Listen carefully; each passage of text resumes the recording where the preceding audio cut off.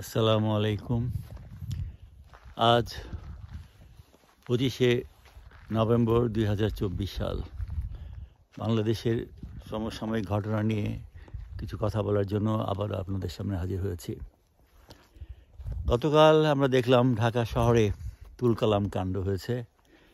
একদিকে দুটি কলেজের মধ্যে ছাত্রদের মধ্যে ব্যাপক সংঘর্ষ, অপরদিকে একজন হিন্দু নেতাকে গ্রেফতার নিয়ে বিক্ষোভ, আবার বিক্ষোভকারীদের উপর হামলা, বিভিন্ন বিষয় নিয়ে পুরা দেশটা একটা চরম অরাজকতার মধ্যে পড়ে গেছে। স্বৈরাচারী শেখ হাসিনার পতনের পর দেশটাকে অস্থিতিশীল করার জন্য অনেক ধরনের প্রক্রিয়া চলছে, আমরা বুঝতে পারি। কিন্তু রাজনৈতিক দলের ভালো মন্দ বা সিদ্ধান্তের উপরে যদি একটা জাতির অস্তিত্ব নির্ভর করে, তা অত্যন্ত দুর্ভাগ্যজনক হবে।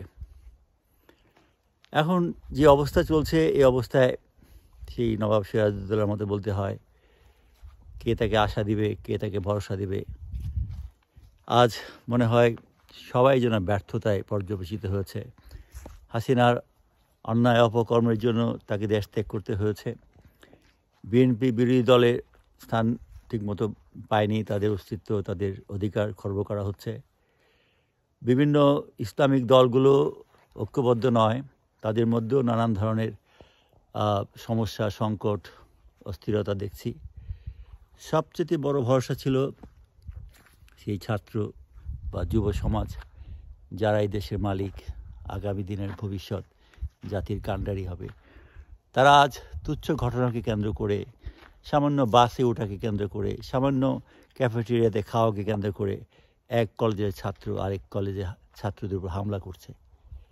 এই কেমন আমাদের মন মানসিকতা? একটা স্বাধীন দেশে একটা ছেলে যদি অন্যায় করে আর একটা ছাত্ররা যদি তাকে আঘাত করে, তার পরিচয় আরেকটা ছাত্র, সে কোন কলেজের ছাত্র, আর সেই কলেজের সকল ছাত্রকে মারধর করতে হবে, সকল ছাত্রীর বিরুদ্ধে আন্দোলন করতে হবে। এই কোন মানসিকতা? তাহলে কি আমরা আমাদের স্বাধীনতা হারিয়ে ফেলব? তাহলে কি আমরা আমাদের দেশকে একটি গৃহযুদ্ধের দিকে ঠেলে দিব? তাহলে কি আমরা সকল আইন, সকল নৈতিকতা বিসর্জন দিয়ে পারস্পরিক হানাহানিতে লিপ্ত হয়ে দেশটাকে ধ্বংস করে দিব? তাহলে 30 লক্ষ শহীদের রক্ত আর 2 লক্ষ মা বোনের সম্ভ্রমের বিনিময়ে আমরা যে দেশ, স্বাধীন দেশ পেয়েছি, 56 বছর পর এই দেশ কি ধ্বংস হয়ে যাবে? আমি কারো পক্ষে কারো বিপক্ষে বলছি না, সকল বিবেকবান দেশপ্রেমিকদের উদ্দেশ্যে বলছি, এখনও সময় আছে, এখনও সুযোগ আছে। ক্যাশথিলের এই গহীন পাহাড়ে বসে শুধু ভাবছি, আমরা সবাই কি তাহলে অযোগ্য? আমাদের কি কোনো দায়বদ্ধতা নেই? এই জাতির জন্য, এই দেশের জন্য আমাদের কি কিছুই করার নেই? কোনো করার সুযোগ নেই? কোনো অধিকার নেই? সকল মানুষ আজকে রাজনীতিবিদ, সকল মানুষ আজকে দেশকে ভালোবাসে। কেউ কাউকে ছাড় দেয় না, কেউ কাউকে মানতে রাজি না, কেউ কাউকে নেতৃত্বে সম্মান করতে শেখা নেই। আজকে একটি অন্তর্বর্তীকালীন সরকার দায়িত্বে রয়েছে, তাদের নিয়ে বিতর্কের অভাব নেই। কিন্তু সবচেয়ে বড় কথা হচ্ছে, দেশটা চলতে হবে। অন্তর্বর্তীকালীন হোক, সামরিক শাসন হোক, গণতান্ত্রিকভাবে নির্বাচিত সরকার হোক, যদি আইনই আমরা না মানি, সংবিধান না মানি, কোনো নীতি নৈতিকতার ধার না ধারি, তাহলে দেশটাকে টিকবে?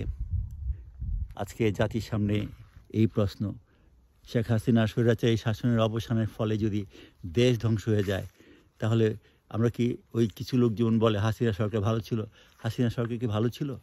এত অরাজনৈতিক, অনৈতিক, দুর্নীতিপরায়ণ একটি সরকার যদি ভালো হয়, তাহলে ভালো কোনটা? আমার সকলের কাছে প্রশ্ন। আসুন, ধৈর্য সহকারে আমি সবাইকে অনুরোধ জানাচ্ছি, আহ্বান জানাচ্ছি, করজোড়ে মিনতি করছি, দেশটা আপনাদের, দেশটা রক্ষা করুন, দেশটাকে বাঁচান, দেশের স্বাধীনতাকে রক্ষা করুন, দেশের মানুষকে বাঁচান। আসুন সবাই মিলেমিশে একটি গোল টেবিল বৈঠক করে, একটি আলোচনা করে, সেই সরকার হোক, অন্তর্বর্তীকালীন সরকার হোক, সকল রাজনৈতিক দলের দায়িত্বশীল নেতৃবৃন্দ হোক, সবাই মিলে আমরা একটা সিদ্ধান্তে আসি। ছাত্র সমাজ, যুব সমাজ, তারা সচেতন হন, দেশপ্রেমিক হন, এবং এই হানাহানি, মারামারি, খুনাখুনি, একটা কলেজের ভিতরে ঢুকে সেই কলেজের ল্যাবরেটরির মালপত্র, এমনকি কম্পিউটার পর্যন্ত যারা চুরি করে নিয়ে যায়, ছিনতাই করে নিয়ে যায়, সেখানে ফার্নিচার ধ্বংস করে, সে দেশকে রক্ষা করবে কে? সেনাবাহিনীর ক্ষমতা আছে এই জাতিকে রক্ষা করার? সেনাবাহিনী তো আমাদের দেশের সন্তান। তারা যেভাবে নিরলস কাজ করে যাচ্ছে, কিন্তু তারাও সামাল দিতে পারছে না। তাহলে আজকে এই অবস্থার থেকে আমাদের পরিত্রাণের উপায় কী? আসুন আমরা ধৈর্য সহকারে সহিষ্ণুতার সাথে এই জাতির এই ক্রান্তি লগ্নে সকলে এগিয়ে আসি। এই আহ্বান জানিয়ে সকলকে ধন্যবাদ দিয়ে আজকের মতো বক্তব্য এখানে শেষ করছি। খোদা হাফেজ। বাংলাদেশ চিরস্থায়ী হোক।